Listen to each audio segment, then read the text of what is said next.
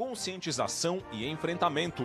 Abril Laranja. Santa Catarina avança em leis e ações para o bem-estar animal.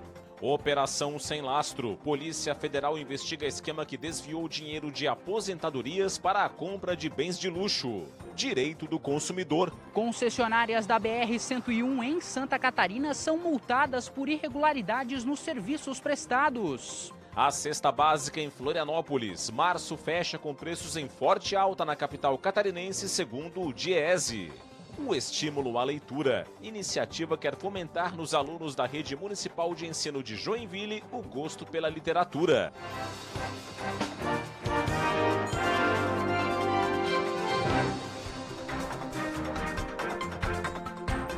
Olá, uma boa noite para você.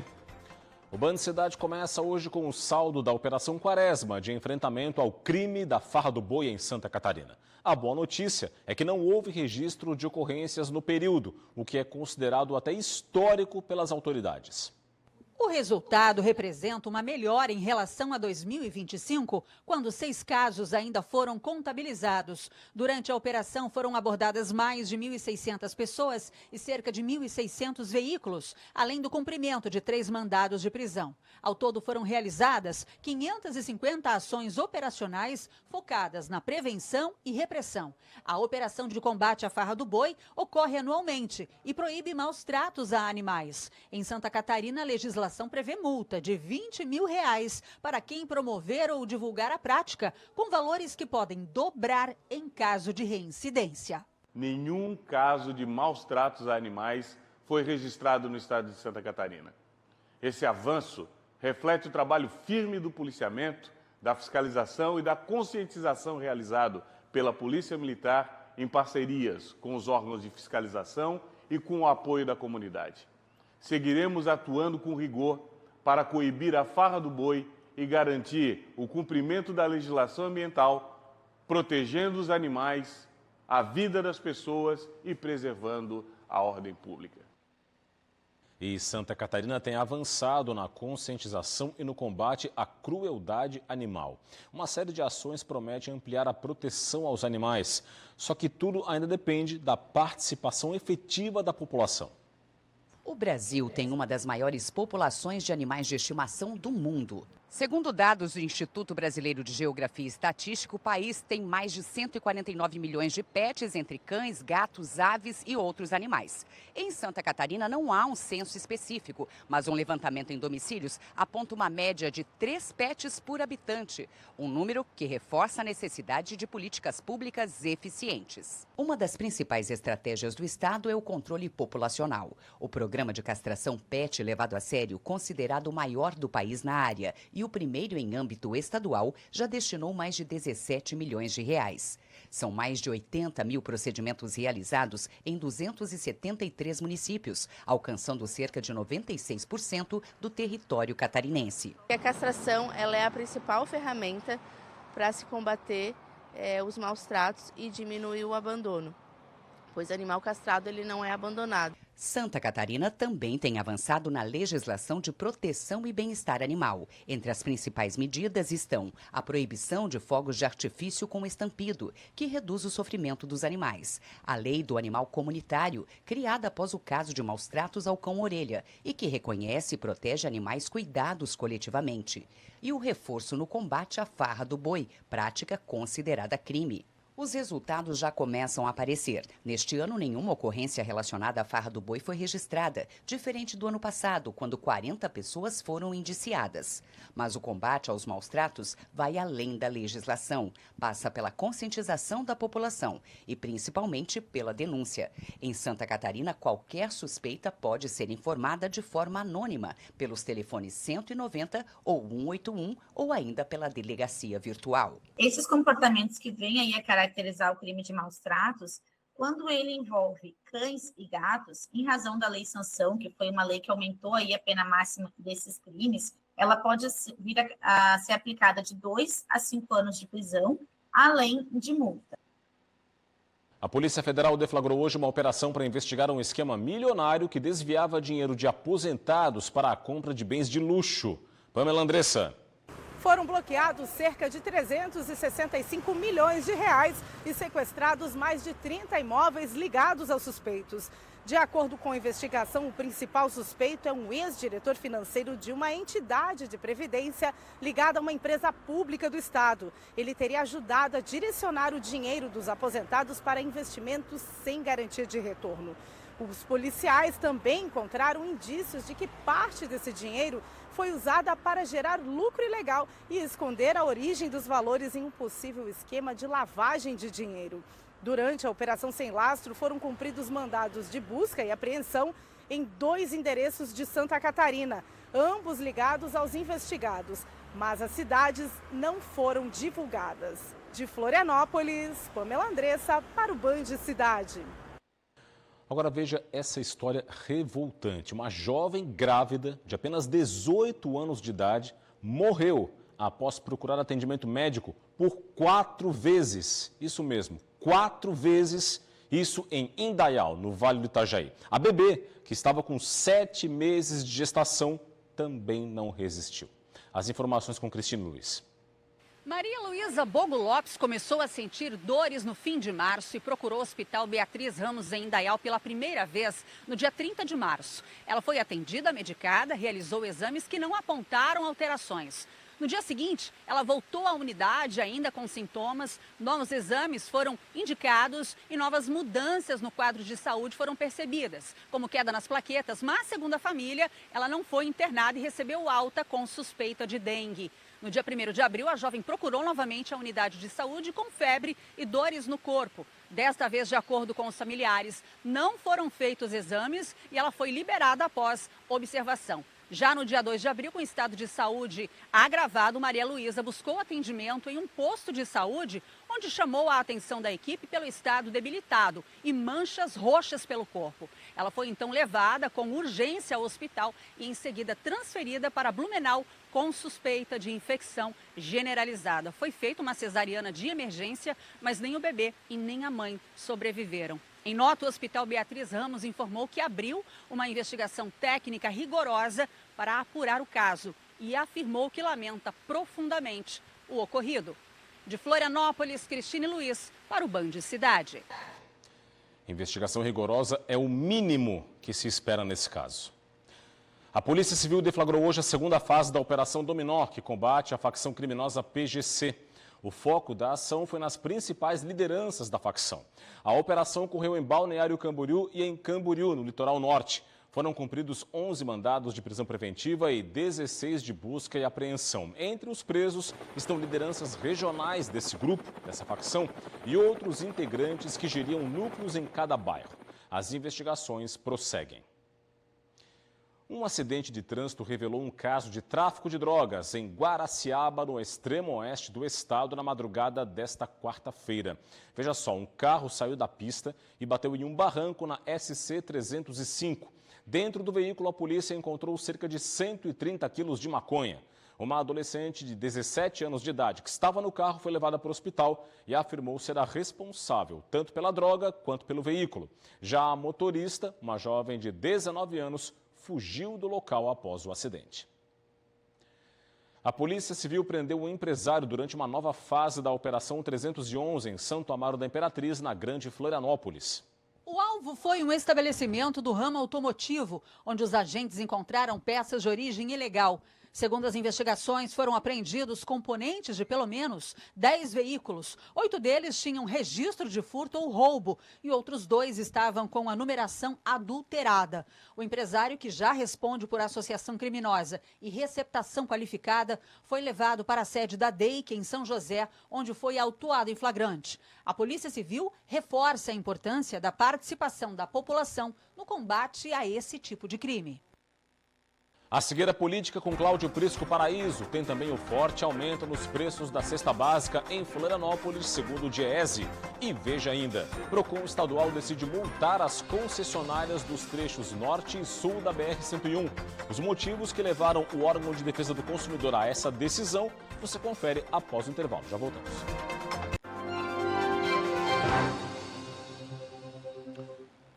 Estamos de volta, a política agora é destaque no Band Cidade. Vem aí o comentário de Cláudio Prisco Paraíso. Boa noite, Prisco, tudo bem? Boa noite, Rodrigo. Nos últimos meses, pouco tem se falado da esquerda catarinense. Suas movimentações e articulações, que seguramente acontecem, mas não à luz do dia. Essa que é a grande realidade. E o PSOL, no início desta semana, aqui na capital, resolveu dar o ar de sua graça e decidiu integrar a chapa majoritária na disputa de outubro. O principal líder do partido, o deputado estadual Marquito de Abreu, que é candidato à reeleição, e Afrânio Bopré, que já foi vice-prefeito da cidade, hoje vereador, será o nome que representará o PSOL como candidato ao Senado. E com um detalhe, esse encaminhamento deve-se muito a uma situação nacional.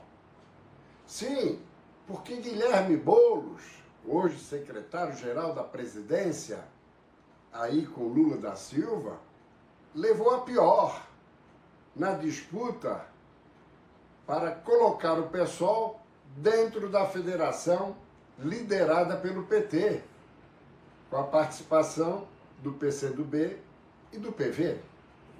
E Santa Catarina foi radicalmente contra, contrariou Boulos. Então agora foi a forma de praticar o gesto. Boulos, que inclusive ameaçou migrar para o PT na janela partidária, mas acabou refluindo e permaneceu no PSOL. Portanto, Afrânio fará dobradinha com Décio Lima, do PT, na disputa ao Senado, para que não escape voto nessa eleição de 2 vagas.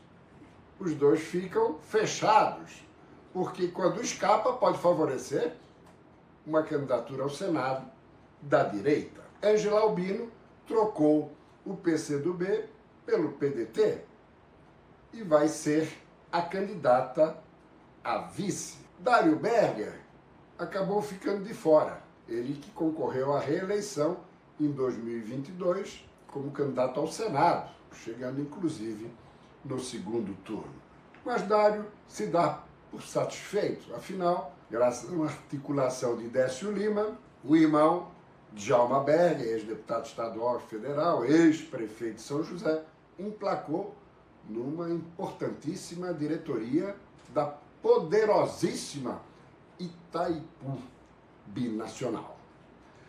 E aqui está a grande estrela, Gelson Merizio, que é o cabeça de chapa da esquerda ao governo do Estado. Só que é uma candidatura meio que fantasma. Não se tem notícia de Gelson Merizio, não se percebe circulando, conversando, participando de reuniões, contatos com a imprensa, nada.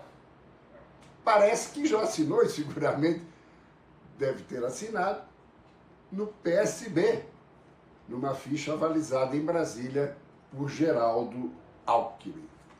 Agora, João Rodrigues e Jorginho Melo estão aguardando a chegada de Merizio para formar o tripé de candidatos ao governo, todos eles da região oeste. É com você, Rodrigo.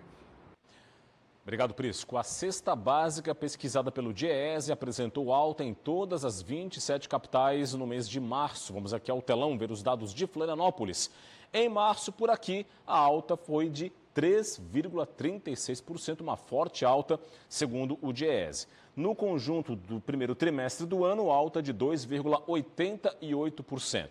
E nos últimos 12 meses até março, o cenário ainda é de queda de 0,91%. Com isso, o valor que era em fevereiro de R$ 797,53, o terceiro mais caro, agora é de R$ 824,35 e é o quarto mais caro do país. Mesmo com essa forte alta, ainda fica atrás de São Paulo, Rio de Janeiro e Cuiabá e à frente da capital sul-mato-grossense, Campo Grande.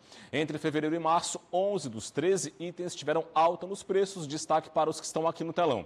Tomate, quase 25%, batata, cerca de 15%, feijão preto, pouco mais de 7,25%, 17%, o leite integral 6%, quase 7%, e o pão francês quase 2% de reajuste. Por fim, o Diese calcula o mínimo ideal, segundo o órgão, para manter uma família de 4 pessoas, com alimentação, moradia, saúde, educação, vestuário, higiene, transporte, lazer e previdência. Tudo isso, o valor deveria ser de R$ 7.425,99. Isso aí equivale a 4,58 vezes o mínimo atual de R$ 1.621. Olha só, o PROCON estadual decidiu multar as concessionárias da BR-101 em Santa Catarina. O motivo é a constatação de irregularidades nos serviços prestados. Durante o trabalho de fiscalização, os agentes do PROCON visitaram as 5 praças de pedágio do trecho norte da BR-101 em Santa Catarina e outras 4 do trecho sul, além dos serviços de atendimento ao usuário instalados em diversos trechos da rodovia, com infraestrutura projetada para atender motoristas e passageiros. Esses locais estão sob responsabilidade de 2 concessionárias. Foi nesse momento que os agentes constataram irregularidades. A falta de sinalização, algumas cabines também não operando em horários de rush diante da constatação dessas irregularidades, fizemos também interlocução com a NTT, fizemos também interlocução com as 2 concessionárias e podemos, sugerir alguns itens que seriam de inovação, até porque o contrato deles também é com o governo federal e a NTT que faz a fiscalização. Mas nada nos impediu de estar fazendo essas sugestões para que Santa Catarina tivesse uma situação diferenciada, até porque aqui é um estado que tem muito turistas, De acordo com os contratos com as empresas, no trecho sul da rodovia entre Paulo Lopes e Passo de Torres, o tempo de espera máximo nos pedágios entre segunda e quinta-feira é limitado a 15 minutos, com uma fila de no máximo 200 metros. Já nas sextas-feiras, feriados e fins de semana, a fila pode chegar a no máximo 400 metros. No trecho norte, entre a cidade de Palhoça e a divisa com o estado do Paraná, a fila pode chegar a até 300 metros, com tempo de espera limitado a 10 minutos, independentemente do dia da semana. Foram instaurados 2 processos administrativos para apurar as irregularidades constatadas pelo PROCON com base na inspeção dos agentes nesses locais. Esses processos resultaram em multas que somam cerca de R$ 100 mil para as 2 concessionárias. Em nota, a empresa responsável pelo trecho norte da rodovia disse que cumpre integralmente o contrato de concessão e que a fiscalização é de responsabilidade exclusiva da ANTT, a Agência Nacional de Transportes Terrestres. Ainda segundo a empresa, questionamentos sobre a execução dos serviços devem ser encaminhados à agência. Nossa equipe tentou contato com a empresa que administra o trecho sul da rodovia, mas até o fechamento desta reportagem não tivemos retorno. A chuva da noite desta terça-feira e da madrugada de hoje provocou danos estruturais e deixou 34 mil imóveis sem energia elétrica em Itajaí, no litoral norte do estado. Para garantir a segurança de pacientes e profissionais, a Secretaria Municipal de Saúde interditou previamente o corredor da UPA 24 horas do bairro Cordeiros. Isso após infiltrações entre o telhado e o forro da unidade, o que derrubou parte da estrutura por conta do acúmulo de água. Mesmo assim, o atendimento não parou. Uma UTI móvel foi posicionada em frente à UPA para transferência imediata de pacientes graves em casos de urgência. A orientação é que a população procure a UPA do bairro São Vicente. Bom, e devido à chuva, a rede elétrica da capital também foi afetada. Cerca de 50 mil unidades ficaram sem energia, segundo a Celesc. As interrupções foram provocadas principalmente por galhos e obstáculos na rede.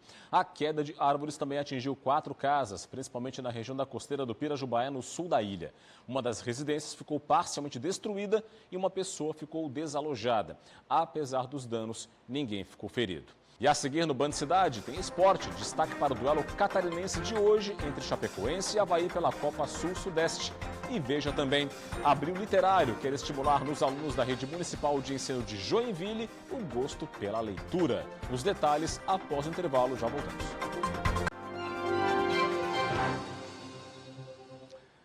Voltamos com um negócio catarinense expandindo na Europa. Uma gigante da área de tecnologia para o setor têxtil aqui da capital adquiriu uma empresa portuguesa com a meta de se tornar líder global no segmento.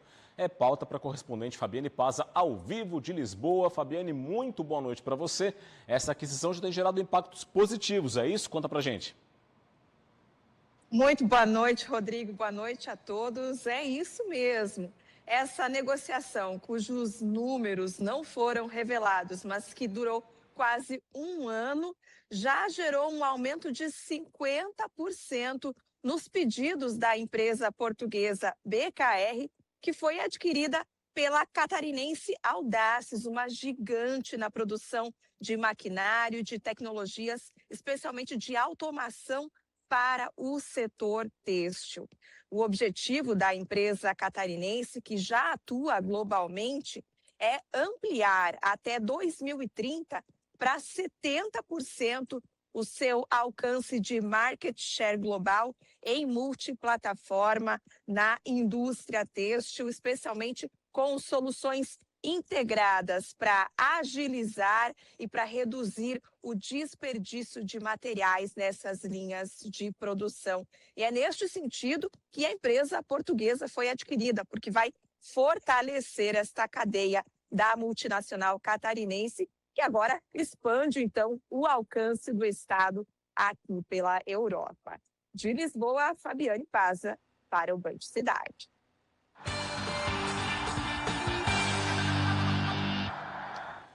Copa Sul-Sudeste, a bola está em campo pela terceira rodada da nova competição regional com duelo catarinense. Chapecoense e Avaí se enfrentam neste momento na Arena Condá. A partida começou às 7 horas da noite, está no primeiro tempo e o placar já está aberto. O Chapecoense aos 12 minutos fez com o João Bom 1-0 em cima do Avaí. A Chapecoense é a quinta colocada do Grupo A com 3 pontos e o Avaí vem na terceira posição do Grupo B com 1 ponto. Cobertura completa amanhã no Jogo Aberto SC. Vamos agora até Joinville. Por lá, o Abril Literário quer transformar a leitura em um hábito cada vez mais disseminado entre os alunos da rede municipal de ensino da cidade.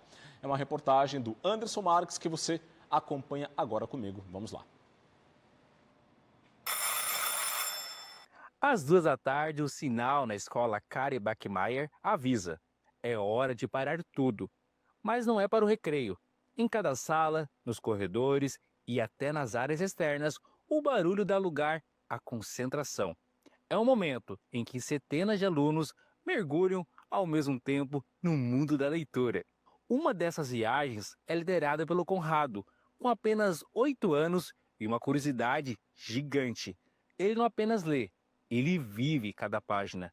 Esse ritual semanal faz parte do Abril Literário, um movimento que quer transformar o hábito de ler em um prazer compartilhado por toda a rede municipal de Joinville. As crianças devem aprender a ler, por causa que eu não gosto muito de matemática não, eu prefiro língua portuguesa.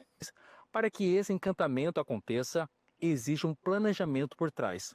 O programa Conexão Leitura utiliza a tecnologia para incentivar as melhores práticas entre os professores e garantindo que a motivação seja constante em todas as unidades. O projeto Abril Literário, que é durante todo o mês de abril, ele está integrado ao nosso programa Conexão Leitura da Rede Municipal de Joinville, onde o mês todinho é recheado de coisas literárias maravilhosas, onde os nossos mediadores de leitura, juntamente com a equipe pedagógica, trabalham na formação do leitor. Então, o nosso maior objetivo é a formação do leitor de forma prazerosa. Muito mais que um projeto dentro da escola. O foco é incentivar novos leitores e mostrar para essas crianças que o livro é muito mais que um objeto, mas sim um portal para um mundo de descobertas. Mas o livro sozinho não faz mágica. Aí que entra o papel fundamental dos professores, que preparam o terreno para que os alunos descubram o prazer de encontrar novas histórias. O incentivo à leitura ele está em todo o ambiente, né? Tem muitos alunos, eles vêm uma vez na semana na biblioteca, mas a gente está sempre trocando, eu sempre estou à disposição na hora do recreio, eles vêm aqui, fazem quantas trocas eles necessitarem por semana. Isso tem surtido um efeito muito legal. O guia com as experiências que inspiram essas aulas está disponível no portal da Prefeitura. Até o final do mês, o projeto segue despertando a imaginação em todas as unidades da cidade. Frase importante, a literatura é a base, a chave do conhecimento, não é? E é isso, ficamos por aqui com o Band Cidade. As reportagens desta edição estão no nosso portal TVBV Online. Acesse, o QR Code já está na sua tela, fique muito bem informado. Vem aí as notícias mais importantes de hoje no Brasil e no mundo no Jornal da Band. Para você, um forte abraço, muito obrigado pela audiência, uma boa noite e até amanhã. Tchau, tchau.